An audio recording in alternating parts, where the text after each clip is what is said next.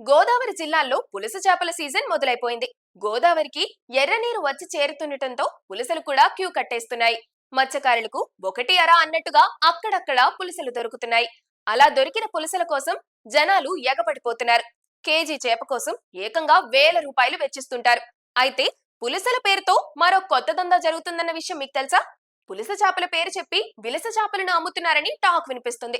గోదావరిలో పులస చేపలు కనిపించకపోయినా యానాం మార్కెట్ లో మాత్రం పుష్కలంగా దొరుకుతున్నాయట.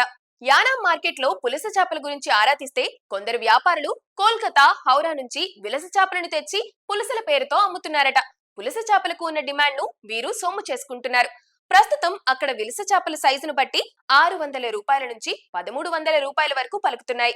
గోదావరి జిల్లాల్లో పులస చేపలకు మంచి డిమాండ్ ఉందని తెలిసే విలస చేపలను తెచ్చి అమ్ముతున్నారట. బంగాళాఖాతంలో లభ్యమయ్యే ఈ విలస చేపల్ని హౌరా, కోల్కతా నుంచి రైళ్లలో కాకినాడకు తెస్తున్నారు. అక్కడి నుంచి ఆటోల్లో యానాం మార్కెట్ కు పులస చేపల్ని చేరవేస్తున్నారు.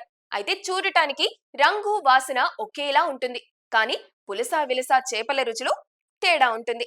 విలస చేప, పులస చేప వ్యత్యాసాన్ని కూడా కనిపెట్టొచ్చట. గోదావరిలో పట్టుకొచ్చిన పులస చేపను వెంటనే మార్కెట్ కు తీసుకొచ్చి వేలం పాట నిర్వహిస్తారు. కాబట్టి తాజాగా ఉంటుంది. ఈ విలస చేపల్ని సముద్రంలో పట్టుకొని యానాంకు తీసుకొచ్చేసరికి 2-3 రోజుల సమయం పడుతుంది. అప్పుడు ఆ చేపలు చూడటానికి తాజాగా కనిపించవు. అలా పులస, విలస చేపల మధ్య తేడా తెలుసుకోవచ్చంటున్నారు పెద్దలు.